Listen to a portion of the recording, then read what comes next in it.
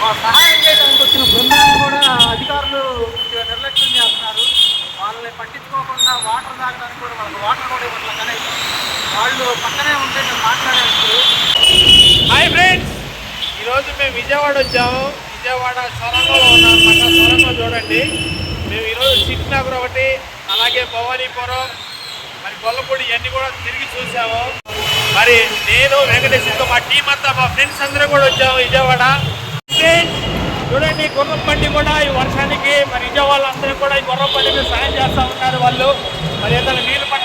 Hi friends, మేమంతా విజయవాడ వచ్చాం. మా ఫ్రెండ్స్ సర్కిల్ మొత్తం విజయవాడ గత వారం రోజులుగా మునిగిపోయి మాకు ఇబ్బందుల పాల్లో ఉంటారు. అందరూ జ్వరాలు రోగాలు అందరూ మామూలుగా లేదు.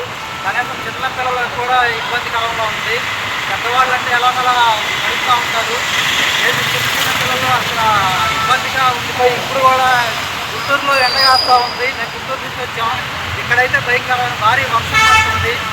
అయితే ఇక్కడ సహాయం జరిగిన ఎలా ఉంది అంటే దగ్గరగా ఎవరు దూరంగా ఉండి ఇంటికి వస్తూ ఉన్నారు.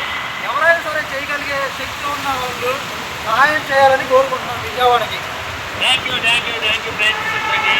మరి మా వాళ్ళు అందరూ కూడా అంతా కష్టపడి విజయవాడ వచ్చారు. అంతా దాదాపు 4-5 రకాలుగా అంతలేక తిరిగాం. మేమందరం కూడా చూసామన్నమాట. కొంచెం గొప్ప అందరికీ వీలైన కొడుకు సాయం చేస్తూ ఉన్నారు. ఇంకో విషయం ఫ్రెండ్స్, ఇక్కడికి సహాయం చేయడానికి వచ్చిన బృందాన్ని కూడా అధికారులు నిర్లక్ష్యం చేస్తున్నారు. వాళ్ళని పట్టించుకోకుండా వాటర్ తాగడానికి కూడా వాళ్ళకి వాటర్ కూడా ఇవ్వట్లేదు. కానీ వాళ్ళు పక్కనే ఉంటే మేము మాట్లాడేస్తారు. అక్కడికి మాట్లాడి వచ్చే సొరంగం మార్గంలోకి వాళ్ళు చాలా బాధతో చాలా ఇబ్బంది పడుతూ ఉన్నారు. వైజాగ్ నుంచి వచ్చిన వాళ్ళు ఉన్నారు, గన్నవరం, విజయనగరం, గుంటూరు, ప్రతి ఒక్క ప్రాంతం నుంచి వచ్చి పనిచేస్తూ ఉన్నారు. వాళ్ళకి సహాయం కూడా చేయాలని కోరుకుంటున్నాం.